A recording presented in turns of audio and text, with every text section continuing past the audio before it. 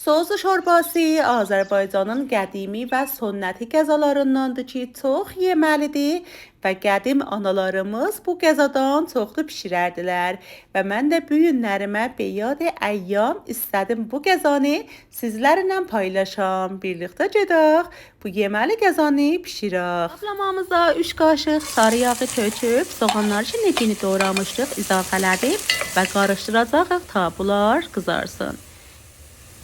Soğanlarımız bir zərrə rəngi dönəndən sonra tuzla sarı çökək və göyünü izafələdib, qarışdırıb qoyacaq bunun suyu çəhsin. Yarım qaşığı çay xori biberimiz vardı ki, izafələdib. Pomidorlarımızın qabıqlarını soyub və doğrayıb izafələdəcək göyün içinə və ruhunu da izafələdib, qarışdırıb ta qoyacaq bunlar rəh tutsun. Sonra yer almamızı bu halətdə doğrayıb izafələdib, qarışdırıb tutsun. Geynər suyun izafələdib və qarışdırıb qapağını qoyacaq. Ta yer almaları pişsin. Yer almaları pişəndən sonra riştə pilonu izafələdib 1 dəqiqə zaman verəcəyik ta riştələri pişsin.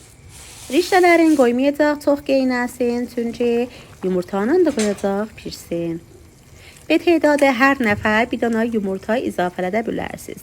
Budur yumurtaları izafələdib və əslən qarışdırmayacağıq. Çünki qarışdırsaq yumurtalarımız atılır. Və zaman verəcəyik ta yumurtalarımız kamilən pişsin. Bəh, soğuzu şorbamız amadə oldu.